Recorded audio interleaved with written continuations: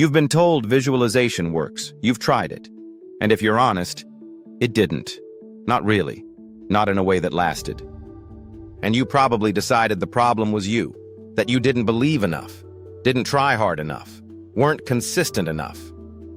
But here's what nobody told you. The visualization you were taught is neurologically almost useless. And the version that actually works looks nothing like what you've been doing. That's not an opinion. That's what the research shows. And once you understand the mechanism behind it, you'll see immediately why one version changes nothing, and why the other works well enough that surgeons, elite athletes, and concert pianists use it as a core part of their training. The difference is not effort. It's not belief. It's not how long you sit with your eyes closed. It's whether your brain registers what you're doing as rehearsal or as fantasy. And right now, for most people, it's fantasy. Here's the part most people miss, and it changes everything about how you understand what visualization is actually doing. Your brain does not experience the world directly. It builds a model of the world, a predictive simulation, and updates that model based on incoming information.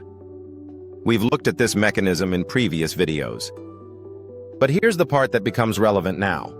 When the incoming information is generated internally rather than externally, the brain processes it through many of the same circuits. Functional imaging research has shown that vividly imagining a physical movement activates overlapping regions in the motor cortex and cerebellum as actually performing that movement. Not identical activation, but overlapping. The brain regions responsible for planning, sequencing, and executing the movement respond to imagination as a relevant input, not just as an abstract thought. This is not a metaphor. It has been measured. And it's the reason mental rehearsal produces real, measurable improvements in physical performance, even without a single actual repetition. But here is where it gets more interesting and more precise. The effect is not automatic. It depends on the quality of the imagination. Vague, general, emotionally flat visualization produces little measurable effect.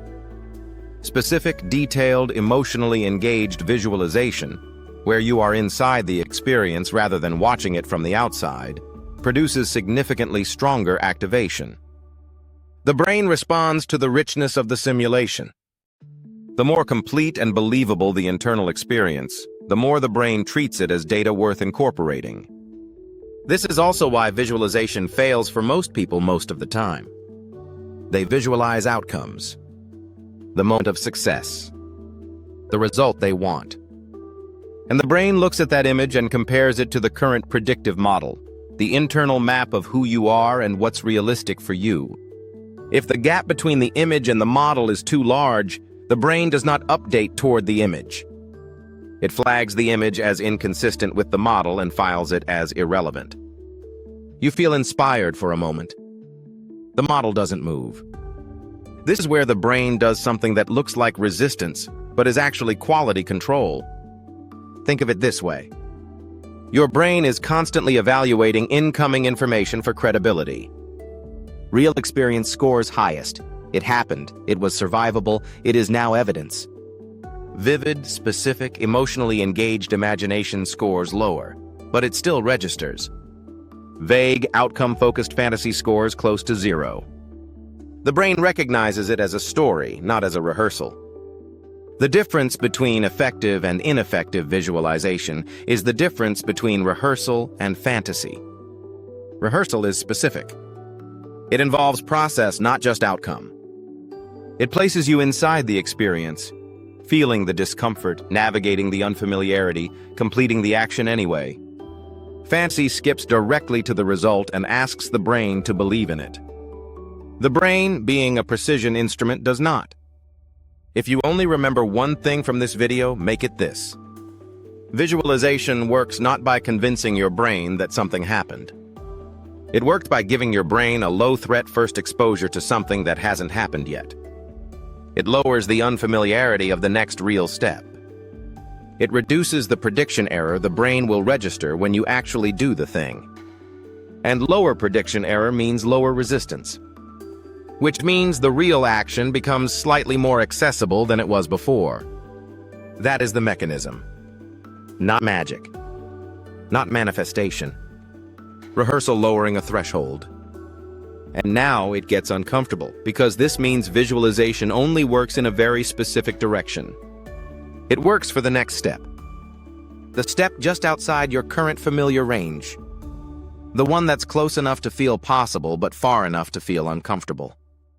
Visualize that step, specifically, repeatedly, with full sensory engagement, and you give your brain a form of evidence it can use. The brain registers, "I have been here before," in some form. This is less unknown than it was. Visualize 5 steps ahead, the version of you that is radically different from your current model, and the brain rejects it. Not because the future is impossible, because the gap is too large to simulate credibly.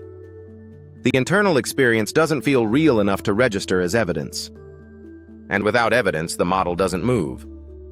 This is also why the most effective users of mental rehearsal, elite athletes, surgeons, performers, don't visualize winning. They visualize executing. The specific movement. The exact sequence. The moment of difficulty and how they move through it.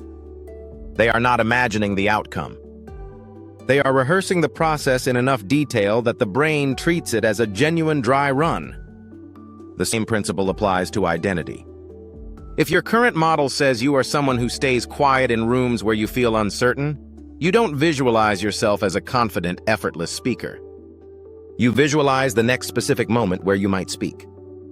What the room looks like. What you feel in your body right before. What you say. How it lands. And then you stay in the discomfort of that imagined moment, rather than skipping past it to a perfect outcome. That is the rehearsal. That is what gives the brain usable evidence. Research also suggests that the emotional component matters significantly.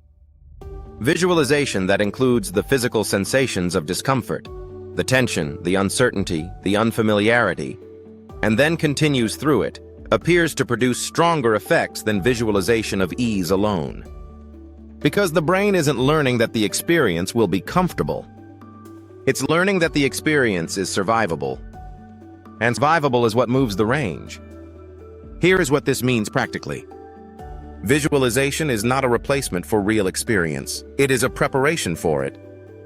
Think of it as giving your brain a first lighter dose of evidence before the real thing arrives.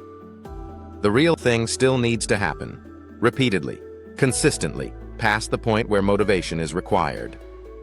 But visualization can make the first real step slightly less threatening, slightly more familiar, slightly more within reach.